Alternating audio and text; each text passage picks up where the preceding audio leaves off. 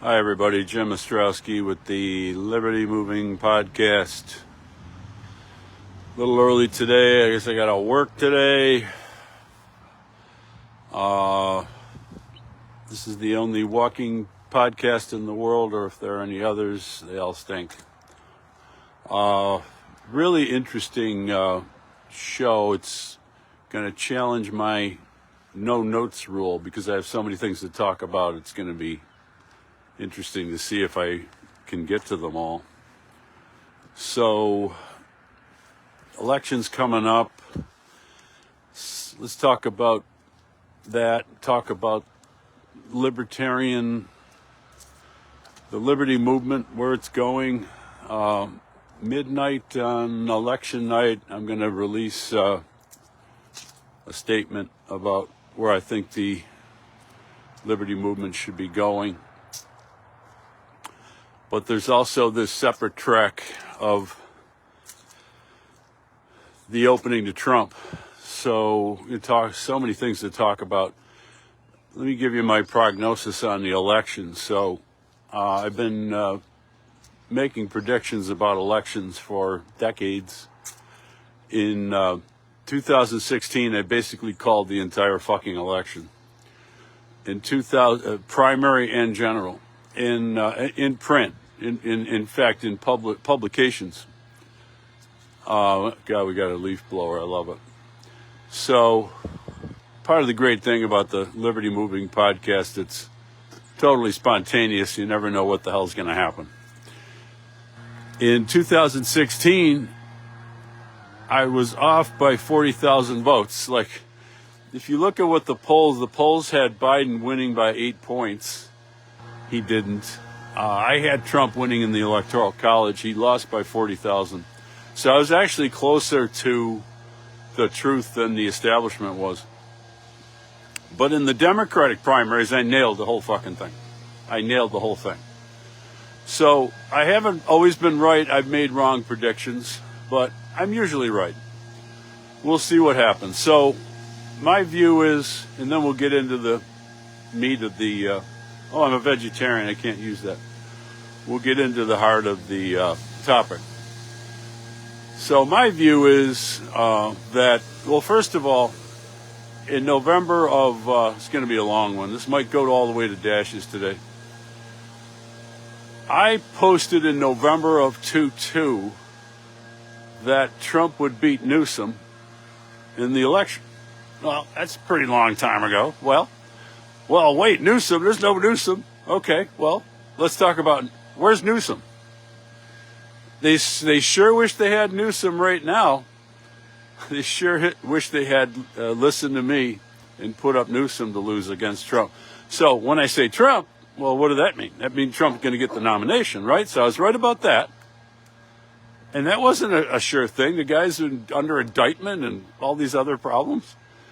So, I was right about that, and we'll see if I'm right about Trump winning. We'll know that Tuesday night, maybe a week from Tuesday night. But I was also right that Biden wasn't going to run. I mean, I think that was just bloody obvious, and I couldn't believe it was taking so long for him to be pushed out. I guess he was hanging on for dear life. It's tough to push an incumbent president out of the nomination. But then, I thought they were going to get rid of Kamala and put in Newsom because now people on the right will say, oh, Newsom sucks. We're not talking about the right. We're talking about the Democratic Party. Newsom was their best option. And as flawed as he is, he's a good-looking guy. He's smart. He can stand up and debate. I think he lost that debate to DeSantis, but he can answer questions. Kamala can't even answer questions. So that brings us up. The reason why they couldn't get rid of, I got so much to talk about. It's crazy. The reason why, by the way, my last podcast is my best listened to watched podcast ever. So people are beginning to realize this is where the action is. So the reason why they couldn't get rid of Kamala, they wanted to. It was just two big moves in too short a period of time They would have pissed off their number one constituency, which is black women. But if they called me, I would have said, don't worry about the black women, because they have no offense to black women. They have nowhere else to go, and they're going to come back and vote. So you piss them off, you buy them off with, you have a black Secretary of State. That's how the Democratic Party works, tribal, racial politics. But I knew, the reason why I predicted Newsom is I knew that Kamala was a disastrous candidate. And that's why when the media was taking her seriously 4 years ago, I gave her 0% chance to win. 0% chance to win. I gave other people who the media was taking seriously 0% chance to win, including Bernie Sanders. I don't want to talk about Bernie Sanders, but it's a big myth that the guy ever had a shot. And no, they didn't steal the nomination. He just didn't have enough. He didn't have enough support in any event. So they put Kamala in there, and now Trump's consultants are pretty good. They've made major mistakes, but they're not bad. But the Democratic consultants are pure geniuses, and they almost pulled it off. They hid this woman for like 60 days, and there was too much heat. She actually had to give an interview.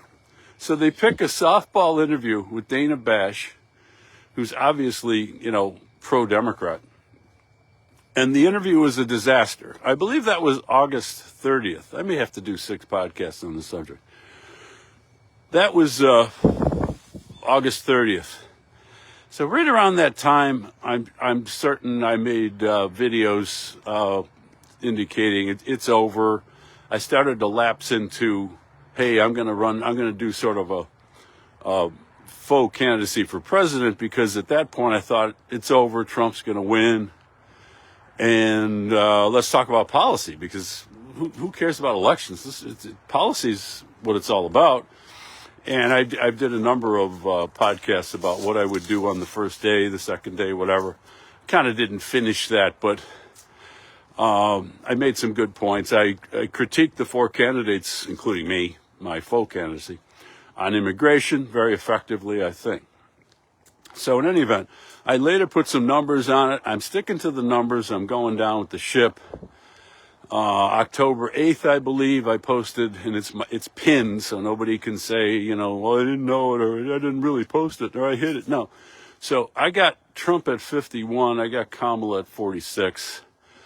And that's where it stands. So on election night, so much ground to cover. On election night, I'm going to make a big announcement at midnight. It'll be on social media, documentary form, about where I think the movement should go in light of what I expect to be the result of the election, particularly with respect to the Libertarian Party.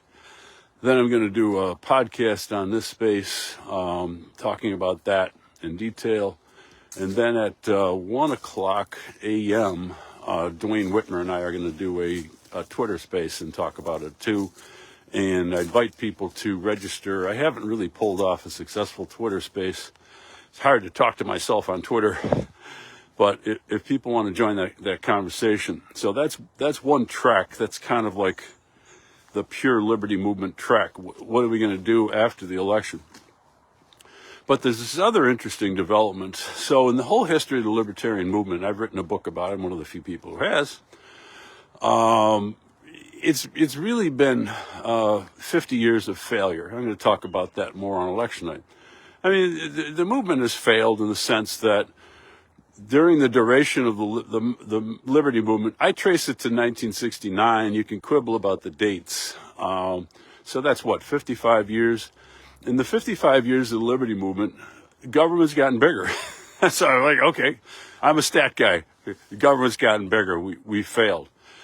There are, however, 3 bright spots in the history of the liberty movement. So I've been in the liberty movement and the reason I use liberty movement is I hate the word libertarian. I'm sorry. We got to ditch that word. It's not a good word. We need a better term. I couldn't think of one replacement term, so I came up with two terms. So I've been in the movement for 45 years. It's been around for 55, but I know what happened before I was there because I knew all the people and I read all the stuff. So in the whole history of the movement, in my view, what are the bright spots? One, the Free State Project, which is encouraging people to vote with your feet to move to New Hampshire. That actually, it's interesting because all three of these things come together at the end of the podcast. The Free State Project, encouraging people to move to New Hampshire, and I endorsed that in print many times, I think like 10, 12 years ago, just for the record. That's one bright spot. It's the best strategic idea the movement ever had.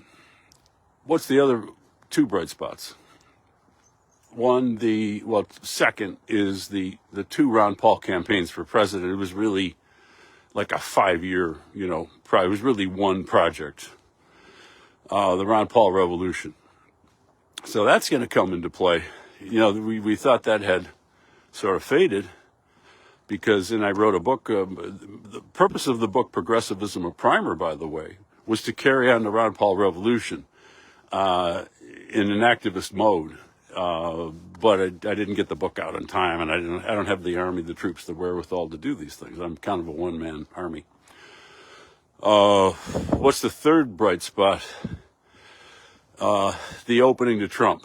Now, backing up at the Libertarian Party convention, and I was there. But let's back up a little bit. So 2015, Trump comes around. Now, the old Republican Party, which I've been viciously slamming for years in print and in books and articles on LouRockwell.com, Mises.org, all sorts of places.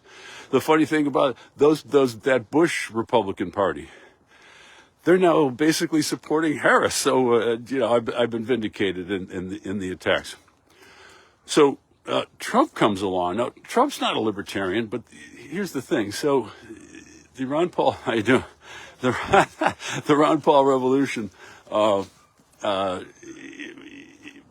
we didn't carry out the momentum. So Trump comes along, and Trump is really the heir of the Ron Paul Revolution, except he's not a libertarian. He's not a policy wonk guy. He's not a book guy. That movement comes along, and I immediately, libertarians divide into two camps on the Trump phenomenon.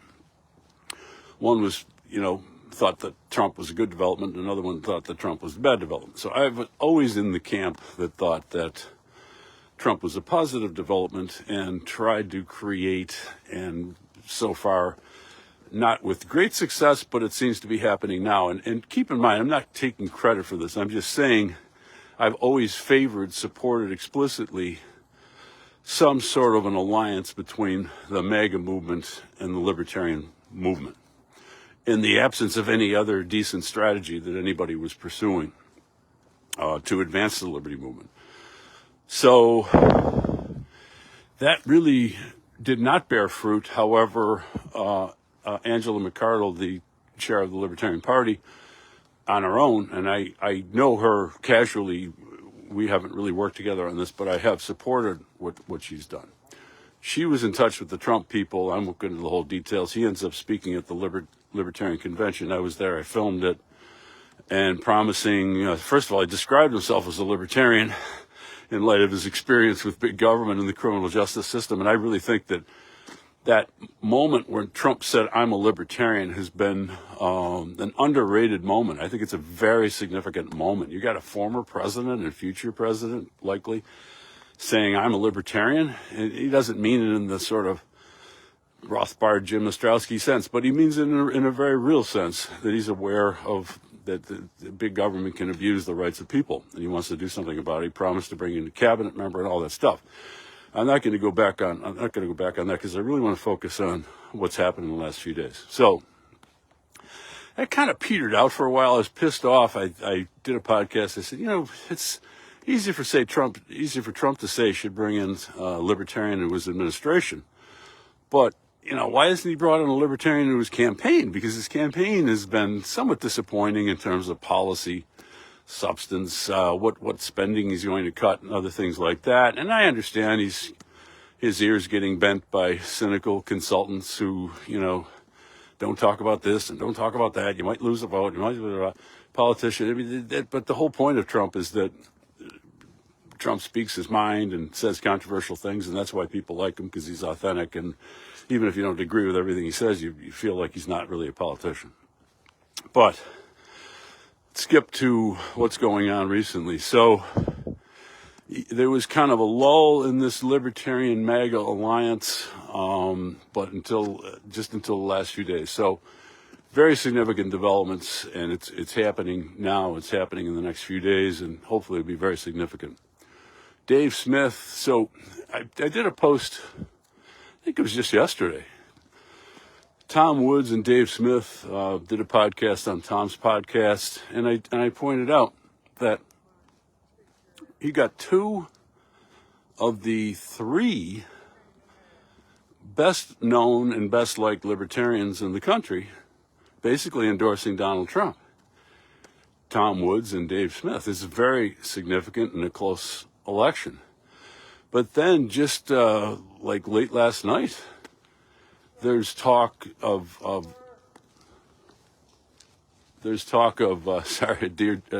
dogs attacking a deer. Again, you never know what's going to happen on the walking podcast as I'm walking through public land here. So just last night, there's all sorts of scuttlebutt on Twitter about Elon Musk wants Ron Paul to be, an advisor, and Ron seems to be open to it. Ron hasn't endorsed anybody, certainly doesn't want a government job, but he seems to be open to the idea. Now you've got the other third big name and the biggest libertarian name seemingly approving of what's going on with Trump being elected president without necessarily endorsing him. There was another development as well in New Hampshire, and this is kind of what I'm leading up to.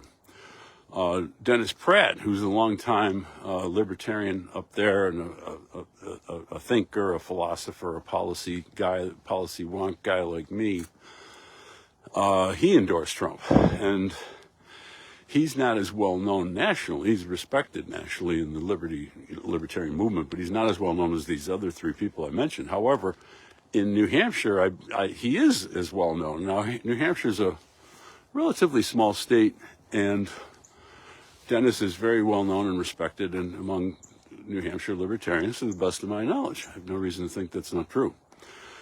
So at that point, I suggested in the form I thought was appropriate that Trump should go to New Hampshire, because there's been polling indicating that New Hampshire is actually tightening up. It had been considered a blue state.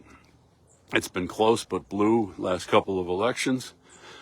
But it appears that at least in one poll, Trump was ahead. So what am I driving at here? So let's go to the Electoral College map, and let's disregard the Ostrowski prediction of an easy Trump win. Let's go to the Electoral College map. Give Trump all the Sun Belt states. Give Harris the Rust Belt states. I'm not saying it's going to happen. I'm just saying as a hypothetical. These things are possible. I don't think Harris is going to win the 3 Rust Belt states, but it's possible she could. Let me just add, parenthetically, that although the momentum appears to be with Trump and the polling appears to be with Trump and the betting odds appear to be with Trump, the Democrats still have the following advantages. 1, they have a lot more money. 2, they control the media. And 3, they control the election apparatus, and they're better, 3 or 4, whatever you want to count them, they're better at getting out the vote because it's a machine. And I won't go into why they're better, but they're better at getting out the vote. So, going back to the Electoral College map, Trump wins the Sun Belt swing states, Harris wins the Rust Belt swing states. Guess what the Electoral College score is? Harris 270, Trump 268. Now, what happens if Trump goes to New Hampshire, which is not on his schedule, and apparently There's already been some effort to get him there, which has not been successful, but the guy's got a plane. He can go wherever he wants. And I saw him do multiple rallies in the past. The man seems to be completely tireless. Let's say he goes to New Hampshire, has a nice rally up there, doesn't say anything stupid about Liz Cheney or whatever. No more verbal gaffes. And New Hampshire flips red. Now you've got Trump at 272 and Harris at 266. Game, set, match. So in that scenario, New Hampshire, as a result of Trump going to the Libertarian Convention and reaching out to libertarians, which no major party candidate has done, and a certain faction of the liberty movement, the people who really want to win more than display their ideological purity, responding to that and supporting that and putting their names on the line. And by the way, just for the record, I haven't endorsed anybody. I'm just doing a political analysis here. I have urged people to vote against Kamala Harris. I've gone that far. But as a result of that, if Trump wins because of New Hampshire, and that's because of the libertarians, period. Because of the Free State Project, there's a lot of, I crossed out here in my bike path. There's a lot of libertarians, obviously, in New Hampshire because of the Free State Project. That means that this possible MAGA libertarian alliance has been solidified, and it will be very easy to show that Trump wins because of New Hampshire. He won because the libertarians supported him in New Hampshire, and therefore you've got a seat at the table. And that's basically what's going on. It's pretty interesting. I don't know if I'm going to do any more podcasts before Tuesday night. I might. And what else did I want to say? So again, I have Trump winning. I've had Trump winning for 2 years, no big surprise. But I expect the Libertarian Party candidate to do not too good. And therefore, I'm going to be making a proposal about the future of the Libertarian Party, but also the future of the liberty movement generally. That's going to go out election night at midnight in the form of a memo, which will be posted on social media and sent to lots of people. And then I'm going to do a podcast about it right at 12:01, whenever I get done posting the announcement. And then Dwayne Whitmer and I will be doing a Twitter space on all this stuff. And anybody, obviously, people are welcome to join that. You got to go on Twitter, and it's at 1 a.m. So I think that is pretty much about what I wanted to say. I should be trying to answer more questions. Let me see here. I don't know. As I said, the Democrats are trying to. The Democrats are great at getting out the vote. I mean, I'm not going to, I can explain why, believe me. I totally understand the Democratic machine. I understand Democrats. I was a Democrat. I understand how they operate. I don't have time to analyze it, but I don't think that whatever they're doing is going to work. So on that note, I hope to, in the future, be able to answer more questions of people who post. But I'm going to put this podcast online. I think that you'll agree that this is unique, original content, because who else is such a policy wonk? They know without any notes what the map's going to be, depending on whether New Hampshire flips. So I'll talk to you all soon. I got to get to work today. But election night, big night. Stay around for midnight on election night for some major announcements and developments.